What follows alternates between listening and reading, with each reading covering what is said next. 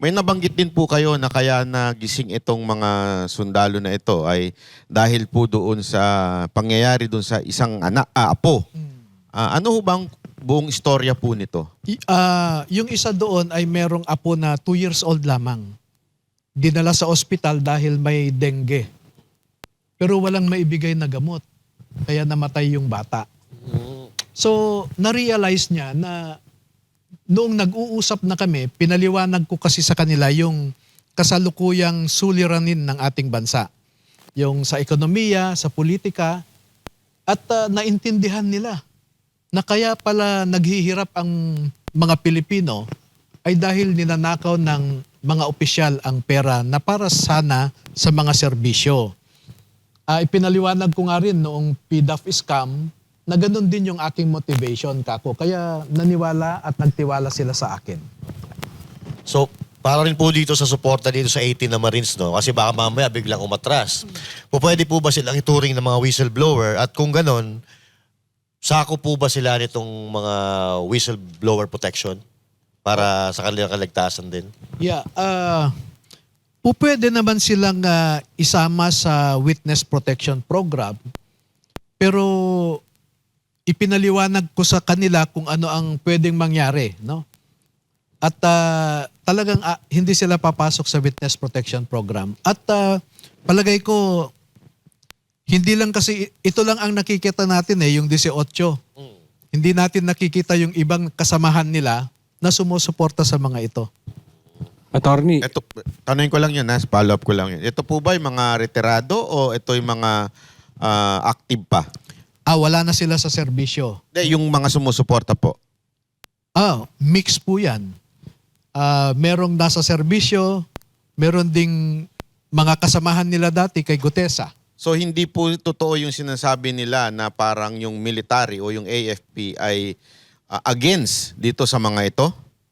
Well, as an institution, sinasabi ng AFP, ang Philippine Marine Corps, ang Philippine Navy, na kumbaga parang wag niyong tularan sila, no? Pero individually, may mga opisyal pa nga na nagte-text at kinocongratulate nila ang mga ito. Kakaiba ang kanilang pagmamahal sa bayan. so in short, yung uniform men natin, officially, ang statement, wag tularan. Pero karamihan, siguro it's safe to say, karamihan sa kanila, gusto yung ginagawa nitong 18 na to. Wala akong statistics, no, kung karamihan ba. Pero yung mga rangko ng mga nagsasabing tama ang ginagawa nila ay matataas. Oo. Napansin ko po, attorney, na kayo po pag nagsalita at nagbigay ng mga statement, ingat na ingat kayo na hindi makulayan. Pero gayon pa man, ang sinasabi ni Trillanes, ito lang kaninang interview, kayo daw po ay ang inutusan lamang o ang pinaka-head ng kung anumang ginagawa ninyo ay ang mga Duterte. Ano po masasabi nyo dito sa issue na to? Sa buong buhay ko ay hindi ko pa nakakausap si VP Sara. No? Si dating President Duterte, hindi ko alam kung naaalala niya o natatandaan niya ako. Kasi bilang na bilang yung pagsasama namin noong 2016 pa yon, no? Yung mga kapatid ni VP Sara, hindi ko naman sila kilala na personal o nakakausap, no? So hindi ko maintindihan kung saan nanggagaling yung akusasyon na inuutusan ako ng mga Duterte. Kasi daw yung may sinabi si Auntie Claire, nagpapahiwatig siya, yung sumundo sa inyo after the press con. Pwede ba nating sabihin kung saan ba kayo sumakay, saan ba kayo mangkas, sino sumundo sa inyo? May sasakyan si attorney, ang ganda ng sasakyan niya eh. Yung kasi may sundo raw Alam mo kung ano yung sasakyan ni attorney? Jet. Lumanti sa taas Ay, attorney, sino po nagsundo? Humiram po ako ng 2 vans, no? Kasi isa lang yung aking van At 18 ang mga ito. Kaya humiram ako ng van ni Mike Defensor at saka ni Consilor Rani Ludovica. Kasi si Mike Defensor, Kinausap ko yan nung nakakausap ko na itong mga sundalo. Kinausap ko si Mike Defensor para magtanong kung ano ang nangyari kay Gutesa. Kasi para may input siya, para hindi ko, I won't commit the mistakes, in quotations, no? I won't commit the mistakes kung bakit ganito ang nangyari kay Gutesa, no? And then, may pangalawa kaming nag-meeting, tinanong ko siya, nakakausap mo ba si Saldico? Kasi nagkasama sila sa Kongreso eh. Sabi niya, may kaibigan ako na nakakausap siya. Pakisabi mo naman kay Saldico na bayaran niya yung last month salary, 13-month pay, and termination pay nung mga ito. So yun yung pangalawa naming pag-uusap. And then mula noon ay nangungumusta siya, kumusta yung mga sundalo, sabi niya. So ina-update ko rin, okay naman, etc. Pero wala siyang detalye na nakukuha sa akin.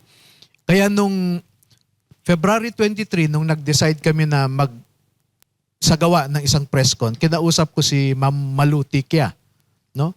Ma'am, pwede ka pang mag-arrange ng O sige, bigay ko yung details sa'yo early, sabi niya. And then, tinawagan ko ulit si Mike. Mike, meron ka bang sasakyan na pwede kong mahiram? Sabi. Para saan? Sabi niya, meron lang akong mabait naman siya, so pinahiraman niya ako. Si Rani Ludovica, matagal ko na rin niyang kakilala, kaibigan na taga Quezon City. Nahiraman ko rin ng isang sasakyan, kaya dalawa yung vans na nahiram ko. Pero matindi, no? Kasi mayroon kagad silang information tungkol doon sa sasakyan kung saan sumakay. Pero itong mga information na ibinibigay ng mga Marines na ito, parang hindi naman, Pero wala parang silang balak. nabanggit nyo na may sumusunod kasi sa inyo after nun eh. Oo. Kaya nga, kung saan-saan kaming daan pumasok, dahil nung umalis kami, ako yung una, then yung dalawang sasakyan, no? Eh, halatado naman na katulad sa White Plains Road, maluwang yon. Dahan-dahan lang kami, ayaw mag-overtake nung tatlong nakamotorsiklo. No? Eh, alam naman natin yung ganong mga tradecraft sa Intel work, no? Pero alam nyo napaka-honest ni attorney kasi yung Malacanang parang puro pahaging pa kung sino daw yung sumundo. Pero si attorney, sinabi niya kagad, diretsuhan sino yung sumundo. Attorney, ang tanong dito, si Mike ba at saka yung counselor, merong kinalaman dito sa paglabas itong mga to? Alam ba nila ang sasabihin o hindi? Wala po. Wala silang kinalaman sa mga nilalaman ng salaysay nila. Wala silang impluensya kung ano yung nilalaman yan. Zero.